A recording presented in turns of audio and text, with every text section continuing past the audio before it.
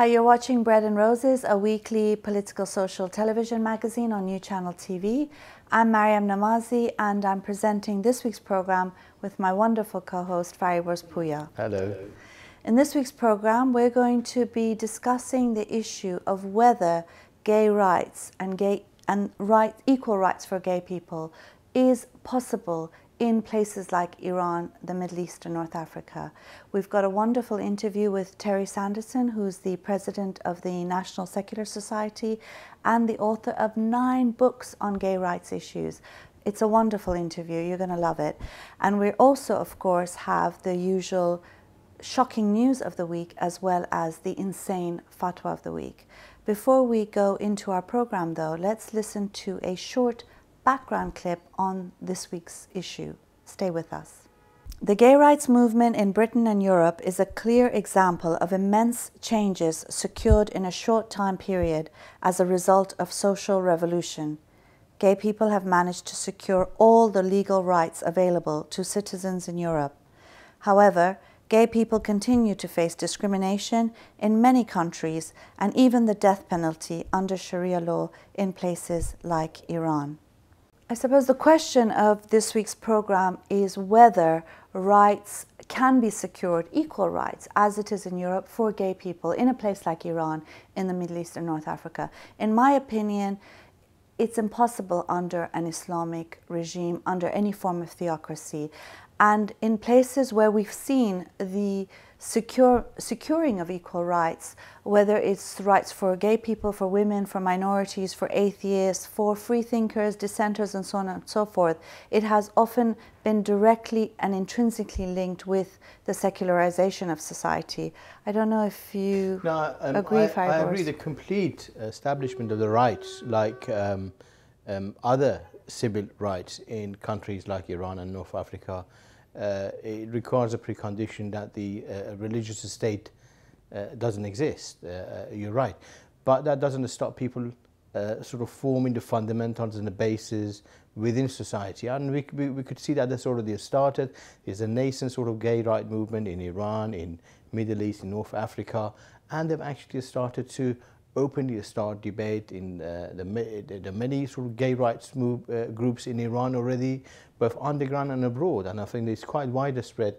And recognition of this movement by other political forces in society, I think that's gaining grounds, and that's a welcome sign that society in places like Iran are recognizing that this is part and parcel of the civil rights, and you can't have a society which claims to be democratic, recognizes people's right without recognizing rights of the gay people. I mean, it's true in a sense that you don't, you know, even under the worst situations like an Islamic regime in Iran, there are so many people pushing boundaries all the time. We see that with the women's rights movement, women unveiling, even though it is illegal to do so. And we're also seeing that with the gay rights movement in a sense. We've got, you know, this huge underground gay scene in Iran, and lots of people having gay sex, even though, if you recall, in 2007, was it, Mahmoud Ahmadinejad, who was the president then, had said that we don't have homosexuals in Iran. And there's an really interesting research that was recently done in the parliament by the parliament's, the Majlis's research department, where they interviewed, it was 142,000 young adults and secondary school students, and they found that 80% of the unmarried females were actually having sex with the opposite sex, and 17% of those students and young adults considered themselves homosexual. So clearly Mahmoud Ahmadinejad is wrong. There are tons of homosexuals in Iran, and people who are living and loving despite all the rules and regulations there. No, I absolutely agree. I mean, that's as widespread as there is everywhere else. And, you know, Islamic Republic can just deny it in the face of reality, but that doesn't take the issue away. What's happened in places like Iran, the harsh religious states and autocratic states, has actually shown the rest of the society that oppressing gay rights, the rights of gay people in those countries, it's part and parcel of maintaining the rule of religious government which sees its own right to interfere in people's sexual behavior and sexual rights and private affairs. And people more and more recognize that gay people are oppressed, and they see them next to other sort of rights movement like women's rights movement and part and parcel of this broader movement and opposition in Iran and Middle East. Yeah. Yeah, I mean, I wonder what you think about this. I mean, it's interesting because oftentimes in situations where people are forced to deny their sexuality, they are, persecuted because of it. In Iran, for example, you can have flogging as well as the death penalty if you're found to have gay sex.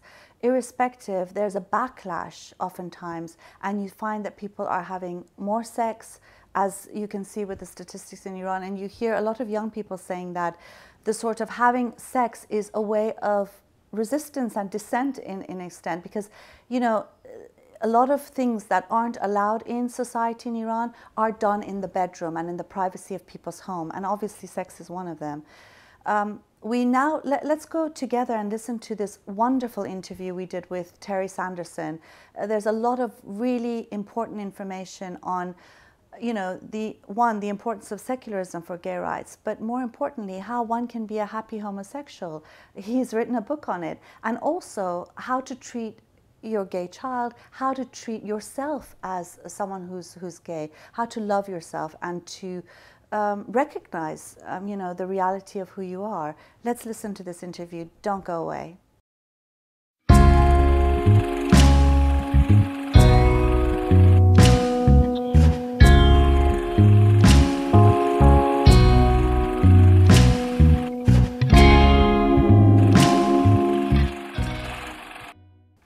Hello, Terry Sanderson. Welcome to our program. Hello. It's a great pleasure to have you, and especially with the wonderful work you do with the National Secular Society, an organization which I personally am in love with, particularly given the fact that it's well known for being a bulldog and very often aggressive. What's your point of view on people who say that? Well, we're not aggressive. We're very rational. I mean, aggressive seems to suggest that you're out of control, but all our campaigns are actually very carefully thought through. And we are a bit militant, more militant than some other secularist groups, but that is, I think, is necessary sometimes in order to make people listen to you, because secularism is an issue that religious organizations and religious leaders would love you not to talk about. They would love you not to think about taking their privileges away. So occasionally you do have to shout, and that gets us a reputation of being aggressive. But when we do shout, we're shouting common sense, and we're not shouting for the sake of it. I mean, definitely. What do you think of people who very often equate, let's say, militant secularism with religious extremism? Well, it's ridiculous, but I understand their motivation for doing it. They misunderstand what secularism really is. And secularism is not about taking their religion away from them. It's not about doing down their churches or their mosques or their temples. It's nothing to do with that. It's about giving everybody the opportunity to believe whatever they want to and not believe if they don't want to. And that is a very rare commodity in many parts of the world. In America, you have a secular constitution, so in effect, all Americans are secularists. And they haven't had the religious wars that Europe has had and that the Middle East is having now, because they're protected from one religion taking over the government. And I think that is brilliant. It was a stroke of genius when the founding fathers came up with that idea. So I always say, it worked for America, it can work for other places too. And that's what we would like to see. In a sense, you talk about the fact that it is necessary also to protect particularly minorities, women, and free thinkers in any given society. And, what's interesting is that you came to secularism from your gay rights activism perspective. I've seen that you've written more than 9 books on this issue, which is amazing. What's the link? Why do you think there is a link, isn't there? There is. It's because I think that nowadays in Europe, the only real opponents of gay rights are religions. So we have to give focus to that and why they have the power to interfere with people's private lives, why they want to control people's private lives, not just gay people's, but women, anybody who does something that they think they shouldn't be doing, and they want to control us. And I don't think that the church has any right to be in our bedrooms. That's why I'm a secularist, because that's just one aspect of secularism, but it's an important one, because churches just love trying to control you. I mean, one of the books you read, which I found very interesting, is the one that's titled "The Happy Homosexual." How to be a happy homosexual. How to be a happy homosexual, exactly. And in it, you have some interesting advice and information for people. And obviously, a lot of our viewers are going to be in Iran, but I'd like you to go through some of them. One was the issue of not being invisible, how that really helps someone. Yeah, I wrote that book originally at the very beginning of the gay rights movement back in the early 70s, when it was very difficult for people to be honest about who they were. Homosexuality had only just been decriminalised in Britain. So people were still very wary about being open about it. But a movement formed about young people who were fed up with having to hide, fed up with being denied the right to be who they were and to love how they wanted to love. And this movement grew and became so effective. It was just, I mean, what has happened in the 30, 40 years since that movement first emerged is that we've won everything. In Britain, we have everything that everybody else has. Gays are now completely legally recognised. There are still some people who don't like the idea, still some people who are homophobic. We'll never get rid of that. There are people who've got prejudices about all kinds of things. So I'm not bothered, really, that there are some people who don't like gay people. But I do think that it's important for the mental health of gay people that they are able to live their lives fully. And if that means having a partner of the same sex, I think they should be entitled to do that. Fortunately, we've won that argument, and now gay marriage is available, not only here, but all across Europe and in some states of America too. So we have this wonderful progress that's been made over those 40 years, quite incredible. When I started out in the gay rights movement in the 1970s, I would have put a bet on, I put my life savings on a bet that we would not achieve gay marriage in my lifetime. And look how it hasn't been that long when you think about it, isn't it? For such a social revolution, it's been achieved in a very short time. But there we are. It's because it was just. And the churches and the mosques resisted every step of the way. They tried to defeat every legal reform that was brought to Parliament.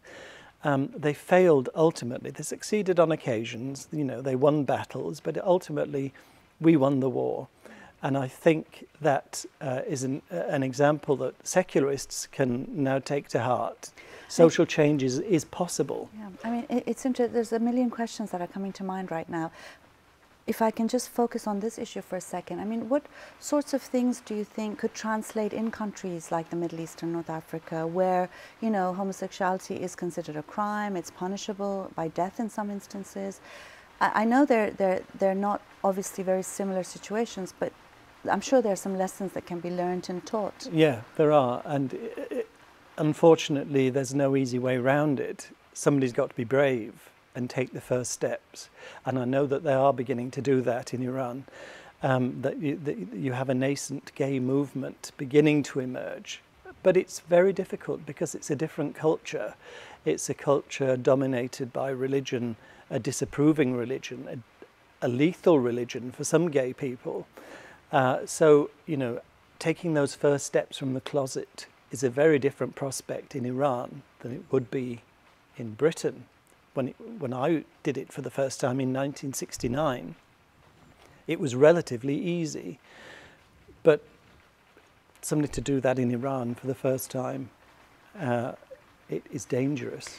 One of the things I wonder, there's so many parallels. We often, with people coming out as atheists, for example, and ex-Muslims, we often talk about parallels with the gay rights movement, coming out of the closet.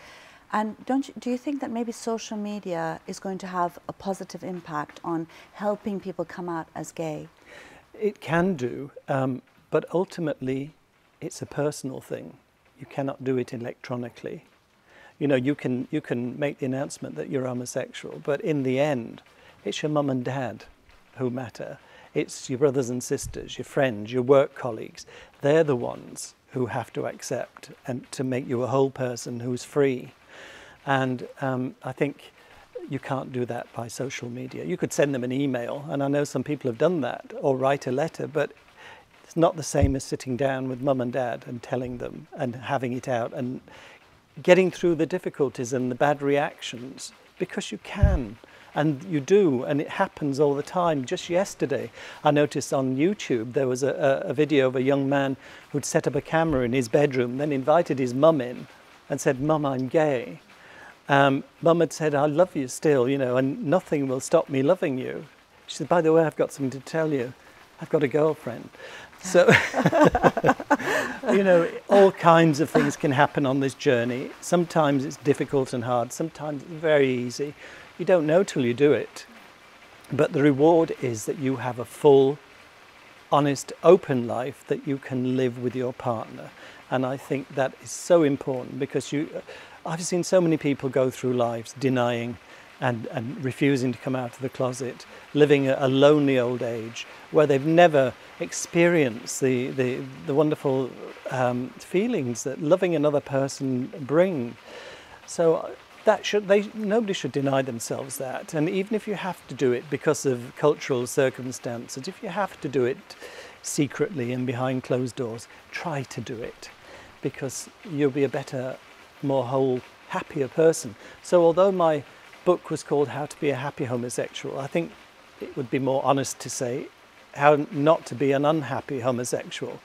The way to be unhappy is to keep on hiding and denying and refusing and saying, "No, I'm not." That is the way to make yourself miserable. You also in your book talk about how parents can deal with gay children, and I think that might be interesting and important for people who live in Iran.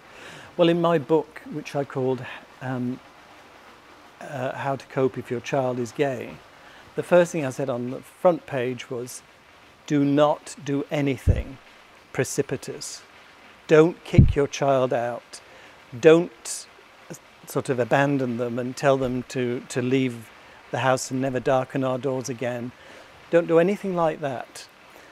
Wait. Give it some time to cool. Start to think. Start to investigate. Start to question. But don't do anything precipitous that is going to end up with your family splitting apart, sometimes never to be repaired. There was a wonderful film that was made in America about fundamentalist Christians who had gay children and how they reacted to it. Almost all of them had rejected their children. One woman had sort of said, you know, I can't cope with this because my church says no. And she had told her daughter, "You'll have to go. I don't want you in the house." Her daughter had gone away and written her a letter saying, you know, "I'm really sorry that you've done this, because I still love you and I will always love you, and I'm here when you want me." And the mother had screwed this letter up and thrown it in the bin. But then she produced it, she'd unscrewed it, and she said, "This is the letter." She said, "My daughter hanged herself almost as soon as she'd written this." She said, "And I will never forgive myself for that." So don't do anything that is going to maybe provoke some tragic circumstance. Wait, you still love your kid. It may be not quite the kid you thought you had, but he's still there, or she's still there, and you can still love them, but you have to work through it, and sometimes it's hard work. Sometimes it's full of ignorance, misinformation, people telling you the wrong thing. Find out for yourself, and find out through your child, because you want to go on loving. You don't want to hate people. That's no way to live. You want to love your children, and you can love them. It doesn't have to be the end if they tell you they're gay. You can continue to have a good, loving relationship with them. I mean, at the end, we have to come to the understanding, as we have on many other issues in the world, that there is nothing wrong with being gay. I mean, what do you think about these attempts at converting gay people? And yeah, I mean, again, it's religion. Religion doesn't want gay people to exist, so it tries to make them not exist. It pretends that it can pray people out or counsel them out of their sexual orientation. It's ridiculous. They can't. They cannot do it. And it's failed over and over again.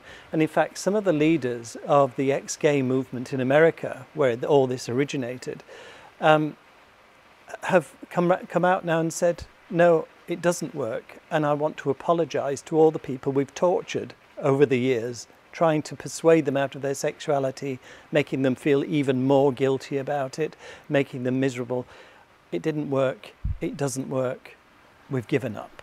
And I think that's important. You mentioned something about loving yourself. We're running out of time. I want to ask you one more question after that. So if you can just talk about that as well briefly, on how important that is. I think self-hate is very easy for gay people. They don't like the idea that they're different, particularly when they're on their own. They're in the closet. They've got no support, nobody to tell them positive things. They hate themselves. And so this comes out in all kinds of strange ways. It comes out in maybe persecuting other gay people to try and deflect a suspicion. And I think you have to love yourself, but you have to love yourself as a gay person if that's what you are.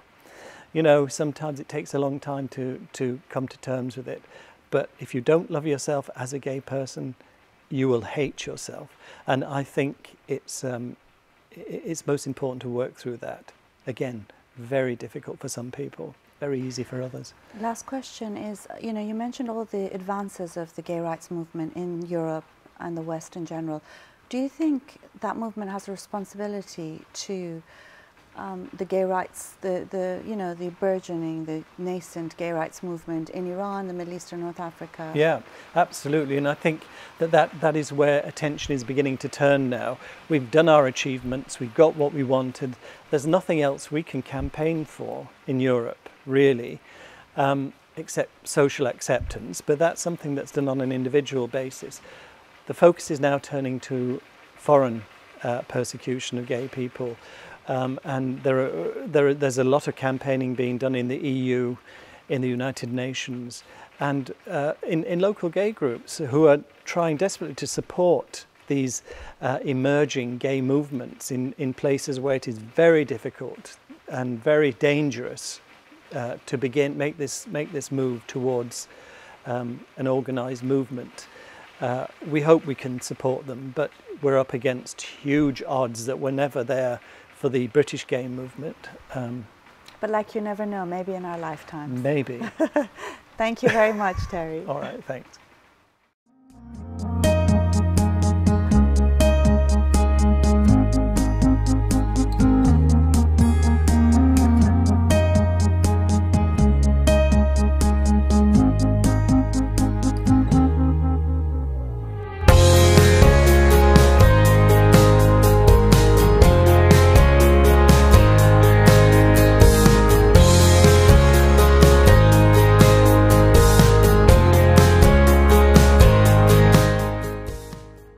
I hope you enjoyed that wonderful interview. I think there were so many amazing points that were raised by Terry. One of them that he mentioned was on the issue of culture, and I do want to refer to that here because I do think that there's a huge discrepancy and distinction between the Iranian regime's culture, which executes people and flogs them and even denies that homosexuality exists, whilst having a penal code that sentences gays and lesbians to flogging and execution.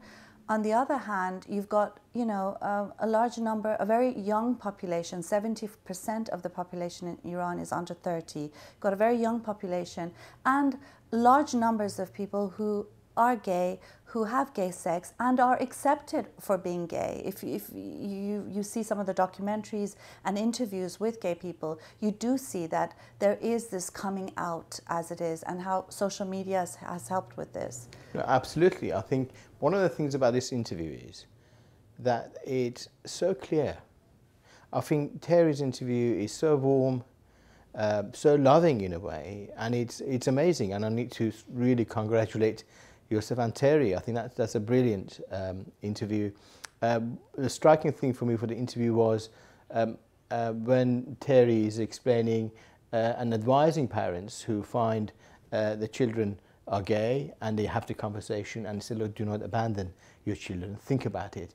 It's like wrapping around you know, a loving, sort of creating a loving situation and allowing people to think and to be themselves, and to stop interference of religious or other sort of discriminatory ideas that exist in society. And I think that was a brilliant message, such a beautiful narrative, I think, is given to a very humane sort of movement. I think he also mentions an important point of the need for the gay rights movement that has made many gains in the West to defend and support the gay rights movement in Iran, in the Middle East, in North Africa, and in places where gay people are still facing serious discrimination and persecution. Do tell us what you think about this question that we've raised in this program. We now have, of course, as usual, the shocking news of the week.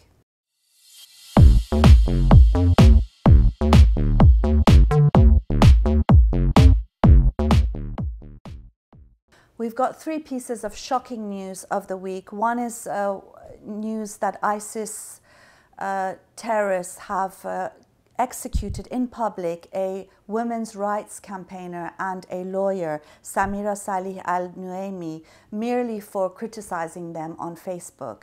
She was abducted from her home and tortured for 5 days before she was publicly killed.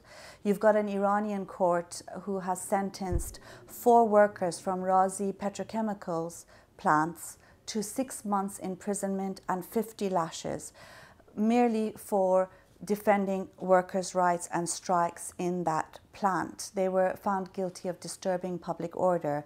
And there's Iranian blogger Sohail Arabi, who's 30, who's now been sentenced to death in Iran for insulting Muhammad, Islam's prophet, on Facebook. I mean, can you see the difference between Daesh and Islamic regime? I can't see the difference. And just one point, the lashing of the workers who protest to the working condition, it reminds me of the slave owners in America before the Civil War, when slaves were actually protesting in this condition, and they were publicly lashed. The Islamic regime code of practice, the judiciary is actually based on slavery, pure slavery, and that needs to stop. I think this is a call out to people who consider themselves progressive, who consider themselves on the left, of the need to defend, the activists, the labor activists, as well as those who are speaking out against Islamism. Sharia law is nothing but madness, and it should be recognized as such. Let's now go to the insane fatwa of the week.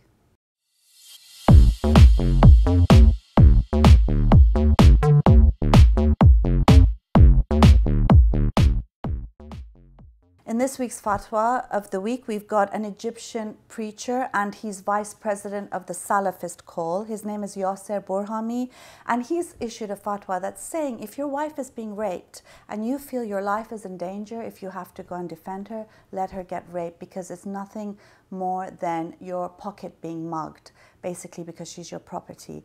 And get this, the head of the Religious Endowments Ministry has said this is contrary to Sharia law, because in fact she's his honor and he should even die to defend it. So even them considers her nothing more than just mere property. Absolutely, I think you said it. It's it's not as far as the Sharia and Islamic laws are concerned, women are secondary, if at all. I think that's you could see that sort of image of women in both people who've actually spoken about this case, and I think that's a terrible thing. And this reality. It's the life of millions of women in Middle East and North Africa. Yeah. It's shocking, seriously, very shocking, that women are considered so subhuman, that they're compared with a mugging of your pocket, money in your pocket. We hope you've enjoyed this week's program. We had a lot to bring to you, and we hope you found the points that we raised interesting, please write to us and tell other people about our program as well. Distribute it amongst your friends and colleagues. Until next week, we hope you have a wonderful time. See you then. Bye.